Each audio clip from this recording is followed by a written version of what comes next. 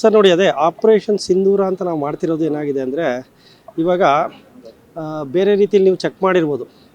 ಇವಾಗ for example ನಮ್ಮ GSTನವರೇ ಭಾಳ ಸ್ಟ್ರಿಕ್ಟ್ ಆಗಿದ್ದಾರೆ. ನಮ್ಮ ಇವಾಗ ಪ್ರೆಸೆಂಟಾಗಿ ಇವಾಗ ಏನಿದ್ದಾರೆ, ನೀವು ಮನೆಗೆ ಬಾಡಿಗೆಗೆ ತೊಗೊಂಡು ಒಂದು ವೇಳೆ ನೀವೇನಾನ ಆ ನಿಮ್ಮ ಬಾಡಿಗೆ ಮನೆಯಲ್ಲಿ ಅವರು ಒಂದು ವೇಳೆ GSTದೇನ ಹಗರಣ ಮಾಡಿ ಹೋದರೆ ಅದಕ್ಕೆ ಆ ಬಿಲ್ಡಿಂಗಿನ ಓನರು ಸಂಪೂರ್ಣ ಕಾರಣಕರ್ತ ಅಂತ ಹೇಳ್ತಾರೆ ಎಲ್ಲರೂ.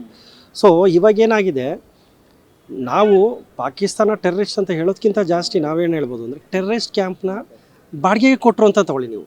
ಸೊ ಅಲ್ಲಿ ಬಾಡಿಗೆ ಅಥವಾ ಇರಲಿಕ್ಕೆ ಜಾಗ ಕೊಟ್ಟಿರೋವಂಥ ಒಂದು ಪಾಕಿಸ್ತಾನ ಭಾಳ ತಪ್ಪು ಕೆಲಸ ಮಾಡಿದೆ. ಸೊ ಇದನ್ನು ನಾವು ಬೇರೆ ರೀತಿಲೂ ಪ್ರೂವ್ ಮಾಡ್ಬೋದು, ಅಲ್ಲಿ ಸಾಕಷ್ಟು ಟೈಮಲ್ಲಿ ಪ್ರೂವ್ ಮಾಡಿದ್ದಾರೆ.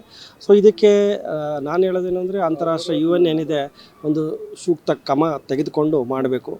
ಹಾಗಾಗಿ ಅವ್ರಿಗೆ ಸಪೋರ್ಟ್ ಯಾರು ಮಾಡ್ತಿದ್ದಾರಲ್ಲ, ಏನೇ ಆಗಲಿ, ಟೆರ್ರಿಸ್ಟ್ಗೆ ಪಾಕಿಸ್ತಾನ ಸಪೋರ್ಟ್ ಮಾಡ್ತು, ಪಾಕಿಸ್ತಾನಕ್ಕೆ ಟರ್ಕಿ, ಚೈನಾ ಇವರೆಲ್ಲ ಸಪೋರ್ಟ್ ಮಾಡ್ತಿದ್ದಾರೆ ಅಂತ ಹೇಳ್ತಾರೆ. ಸೊ ಅವೆಲ್ಲ ಇದ್ದೇ ಇರುತ್ತೆ. ಸೊ ಅದಕ್ಕೆ ನಾವು ಇವಾಗಲೇ ಟರ್ಕಿ ಬಗ್ಗೆ ಒಂದು ಏನು ಮಾತಾಡೋಕ್ಕೆ ಸ್ಟಾರ್ಟ್ ಮಾಡಿದ್ದಾರೆ. ಸೊ ಇದು ಬಹಳ ಒಳ್ಳೆಯದು. ಸೊ ಯಾಕಂದರೆ ಇದನ್ನು ಒಂದು ಯುದ್ಧ ಆಗಲಿ ಯಾವುದೇ ಆಗಲಿ ಒಂದು ರೀತಿಯಲ್ಲಿ ನಾವು ಅದನ್ನು ಗೆಲ್ಲಿಕ್ಕಾಗಲ್ಲ. ಸೊ ಇದನ್ನ ಎಲ್ಲ ಕಡೆಯಿಂದ ಸಾರ್ವಜನಿಕರು ಕೂಡ ನಮಗೆ ಒಂದೊಳ್ಳೆ ಸಪೋರ್ಟ್ ಕೊಟ್ಟರೆ ಒಂದು ದೇಶ ಇನ್ನೊಂದು ದೇಶವನ್ನು ಬಲಹೀನವಾಗಿ ಮಾಡ್ಬೋದು ನಾವು.